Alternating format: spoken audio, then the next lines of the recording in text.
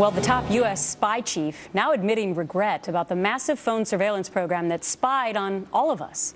In a new interview, James Clapper, director of national intelligence, saying, quote, "I probably shouldn't say this, but I will. Had we been transparent about this from the outset right after 9/11 and said both to the American people and to their elected representatives, we need to make sure this never happens to us again. So here is what we are going to set up. Here is how it's going to work. We wouldn't have had the problem we had."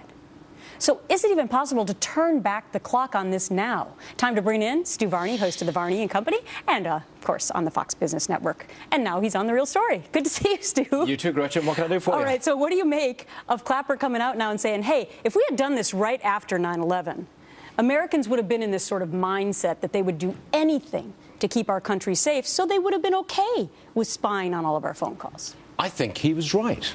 I think Americans would have been okay. If you go back all those years and think of the climate of the times all those years again, I think most people would be okay with that level of spying, that level of intrusion to keep us safe from another attack. But doesn't that defy the whole idea of the program? So let's say that he would have done that. Well, then the terrorists would have also known what we were doing and how we were surveilling people. Yes. So if you look at it that way, maybe it wouldn't have worked. Maybe it wouldn't have worked at all. It is a contradiction. I'm contradicting myself almost, because I do believe that we should conceal that kind of strategic information from our enemies.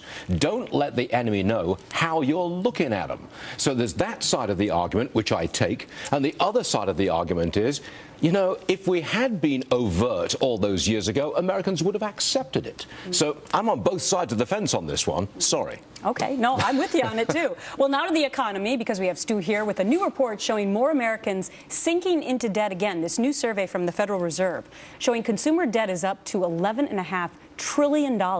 It hasn't been this high in 6 years, but it still remains below its peak in 2008. Now, I have a feeling you're going to see this from both sides again. No, here. I'm not. You're not? Nope. All right, surprise me. What are you going to say? You can spin this positively and say that we're in a better mood. Right. We're spending more, we're borrowing more. Yep. That's good. Okay, you can say that, and it will be spun that way. But if you dig into those figures just a little deeper, you'll see the following.